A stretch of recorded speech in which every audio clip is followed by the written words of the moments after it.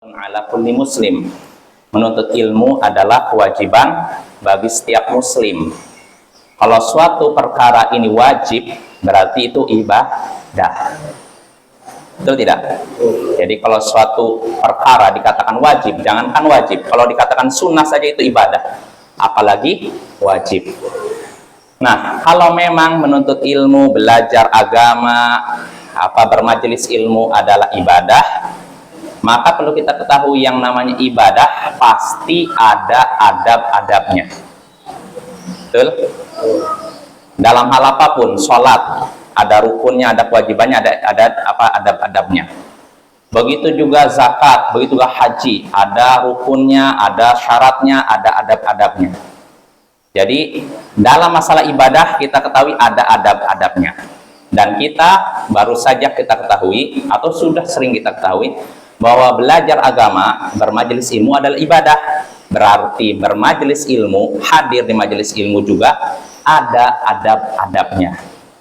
Ya, di antara adab yang disebutkan oleh para ulama tentang adab bermajelis ilmu, adab duduk di majelis ilmu, yakni ada beberapa permasalahan yang disebutkan oleh para ulama di sini.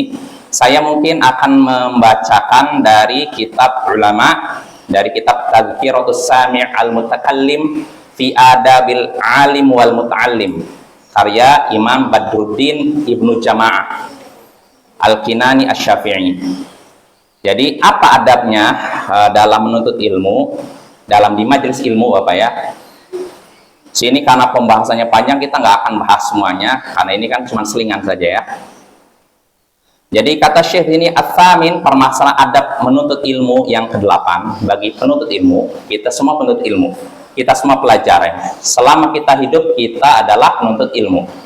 Kata Syekh, an yajlisa baina yaday syekh jilsatal adabi kama yajlis sabiyyu baina yadayil muqri, yaitu seorang duduk di hadapan syekhnya, di hadapan gurunya dengan duduk yang beradab seperti duduknya anak kecil di hadapan orang yang membacakan ayat Al-Quran.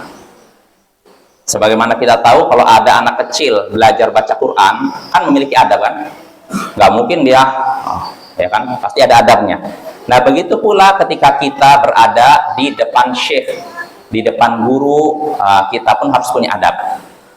Ya, hendaknya duduk seperti duduknya anak kecil di hadapan seorang orang yang bacakan Quran, au mutarabbi'an bi tawadhu'in wa khudu', atau dia duduk dengan sila seperti itu, seperti kita tahu, dengan tawadhu', rendah hati dan khusyuk dan tunduk, wa sukunin wa khusyu', dan juga dengan tenang dan khusyuk, wa yusghi ila syekh nadhiran ilaih, hendaknya dia mendengarkan syekh, memperhatikannya, wa yuqbilu bi kulliyatihi alaih muta'aqqilan liqaulih, dan hendaknya dia menghadap kepada syekh gurunya dengan keseluruhan, tidak setengah-setengah, menghadapnya secara keseluruhan kepada gurunya sambil memperhatikan ucapannya, bihaitsu la yuhwiju ila i'adatil kalam marratan tsaniyah, di mana dia tidak membuat syekhnya perlu mengulangi pernyataannya sampai 2 kali.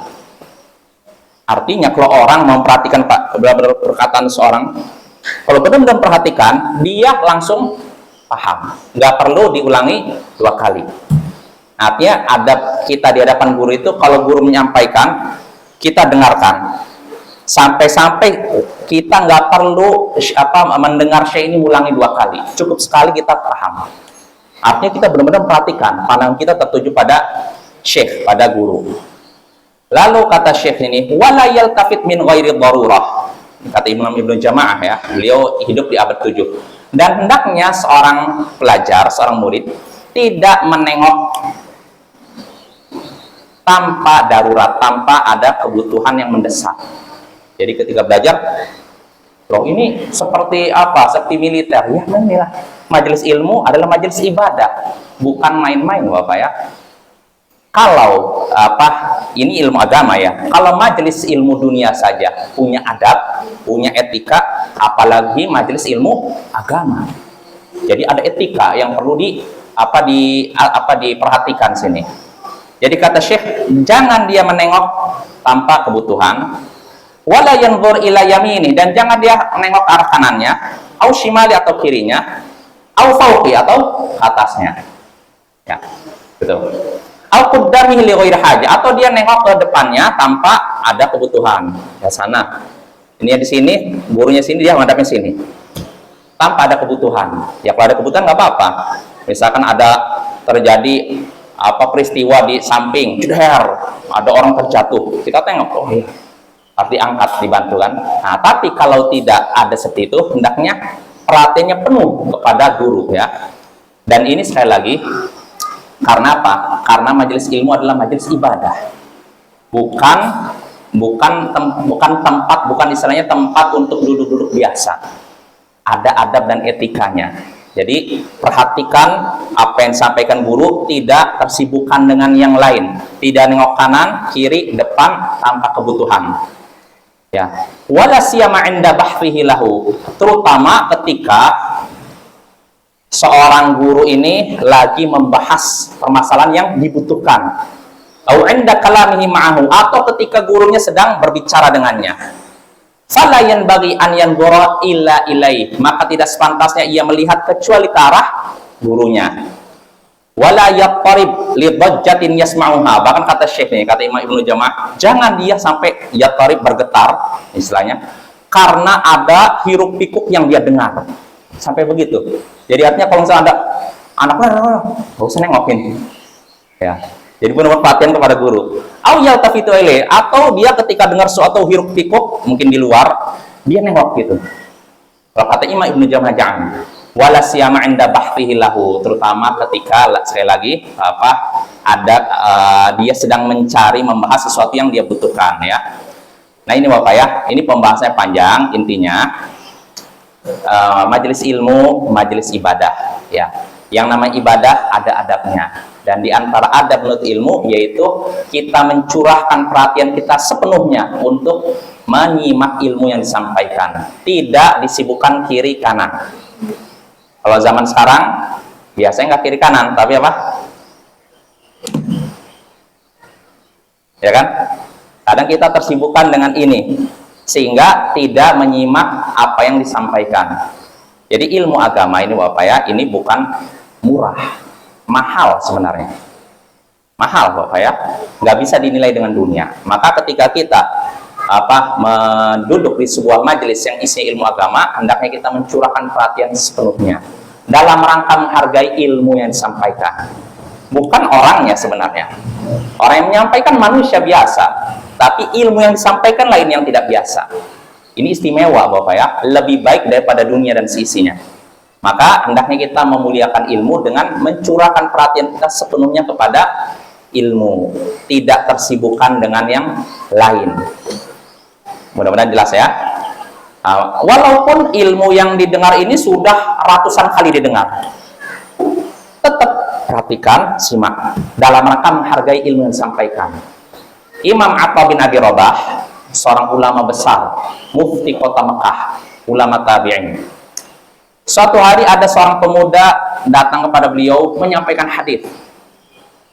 Pemuda, sedangkan Imam Atha sudah tua itu, ulama besar, muftinya kota Mekah itu. Nah, ada seorang pemuda yang menyampaikan hadis kepada dia. Imam Atha bin Abi Rabah dengar, perhatikan benar-benar, nggak ada, beliau perhatikan benar.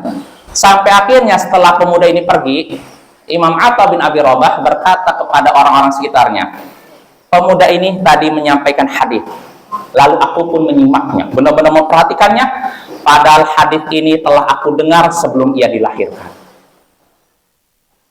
Jadi pemuda itu menyampaikan hadis yang sebenarnya sudah sering didengar oleh Imam Atha bin Abi Rabah, tapi kenapa beliau tetap dengar? Karena apa? Menghargai ilmu itulah, menghargai ilmu yang disampaikan, sehingga konsentrasi beliau tidak ke kiri kanan. Perhatikan, walaupun yang menyampaikan adalah orang yang usianya jauh di bawah beliau, dan ilmu yang disampaikan udah mungkin puluhan bahkan ratusan kali, tapi itulah adab dalam majelis ilmu. Makanya para ulama menyatakan di antara adab majelis ilmu yaitu engkau mendengarkan sesuatu yang disampaikan oleh gurumu seakan-akan engkau belum pernah mendengarnya, seakan-akan belum pernah dengar padahal udah dengar ratusan kali. Nah itulah menuntut ilmu. Loh, rasanya kok kayak gitu, kok seperti terbebani. Ibadah pasti ada tantangan dan rintangan. Sama seperti sholat Bapak. Kita kan kadang ada terasa beban kan? Iya tidak? Kita yang asalnya lagi enak tidur harus bangun, harus jalan, harus wudhu dingin-dingin, terbebani kan, seakan-akan terbebani. Tapi kalau kita rasakan, kalau kita sadari bahwa itu adalah ibadah berpahala, maka beban itu akan hilang dengan sendirinya. Kalau kita sadari itu ibadah berpahala, kita akan hilang beban itu dengan sendirinya. Tapi kalau misalnya kita nggak menyadari itu ibadah, ya rasanya memang beban. Orang asalnya manusia kan suka dengan nyantai, nggak terlalu dengan kesibukan dengan ini, perintah ini, tiba-tiba harus beban. Tapi kalau kita menyadari itu ibadah berpahala, itu tidak akan terasa sebagai beban. Begitu juga dalam majelis ilmu Bapak ya. Jadi nggak ada ruginya di majelis ilmu. Mau kita dalam keadaan paham, tidak paham, rahmat Allah turun kepada kita. Yang penting adab-adabnya kita perhatikan, adab-adabnya kita jalankan. Nah, dengan begitu berkah ilmu yang kita dapatkan. Makanya di antara para ulama terdahulu, saya lupa, mungkin ingat ya, yang ulama yang ada 5.000 orang yang hadir, 3.000 orang 2.000 orang 3.000 orang nulis, 3.000 orang cuman Malik ya. Ya, mungkin ya Imam Malik kalau masalah ya. Imam Malik. Jadi yang nulis berapa orang? 3.000 ya. 2.000 nggak nulis kan. Jadi ada majelis Imam Malik, dihadiri 5.000 orang, 3.000 orang nulis, 2.000 orang tidak nulis, cuma memperhatikan syekhnya kan. Maksudnya apa 2.000 orang kok tidak nulis? Apakah mereka sudah berilmu? Enggak. Mereka mengambil adab dari syekh tersebut. Jadi mereka tidak nulis karena mereka mempelajari adab akhlak syekh tersebut. Artinya mereka tetap menyimak apa yang disampaikan guru, belajar adab guru seperti apa. Karena Bapak dalam belajar agama yang kita inginkan bukan cuma ilmu yang disampaikan saja, tapi adabnya juga, akhlaknya juga. Maka kalau ada seorang yang anggap dia menyampaikan Al-Quran, hadis, tapi tidak punya akhlak, nggak ada manfaatnya. Karena kita belajar bukan cuma mengambil ilmu, tapi juga mengambil adab akhlak seorang guru.